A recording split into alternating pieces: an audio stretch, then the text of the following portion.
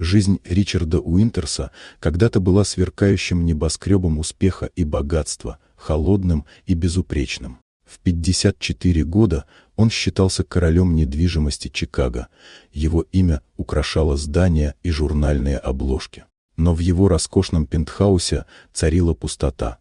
11 лет назад его дочь Изабель погибла в автокатастрофе на реке Чикаго. Каждый год Ричард приезжал на кладбище Гринвуд, чтобы быть рядом с дочерью. В этот раз он услышал плач. Среди деревьев стоял мужчина в простой рабочей одежде, садовник по имени Дариус Холл, и рядом с ним маленькая девочка аккуратно раскладывала камни на могиле. Когда девочка подняла глаза, Ричард замер, ее глаза были точно как у Изабель.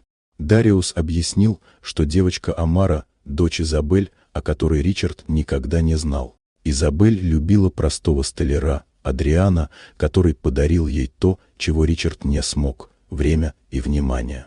Амара осталась сиротой после смерти обоих родителей, и Дариус, ее лучший друг и садовник, заботился о ней как о собственной семье.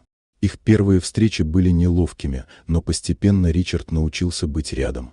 Он приходил к Амаре в Бруклин, помогал с мелочами, слушал ее истории о школе и ее рисунках. Девочка смеялась, когда он пытался понять ее игры, и постепенно между ними возникла настоящая связь. Со временем его сын, Маркус, начал узнавать Амару, находя общие интересы в искусстве и строительстве. Старые раны семьи медленно заживали, объединенные любовью к Изабель и теперь к Амаре. Ричард помогал Дариусу, уважая его труд и заботу о девочке.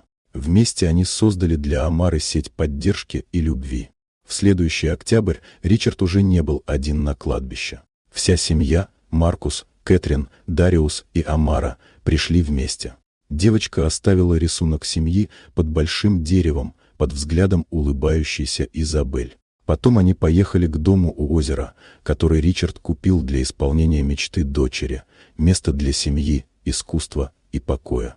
Вечером Ричард и Дариус сидели на пирсе с чаем. Звезды отражались в воде, и Ричард впервые за много лет ощутил покой. Он понял, никогда не поздно исправить ошибки, проявить любовь и вернуться домой. В Амаре жила Изабель, а в новой теплой семье Ричард нашел то, что искал всю жизнь – дом. Вот такая удивительная история. Дорогие друзья, напишите в комментариях, откуда вы смотрите это видео.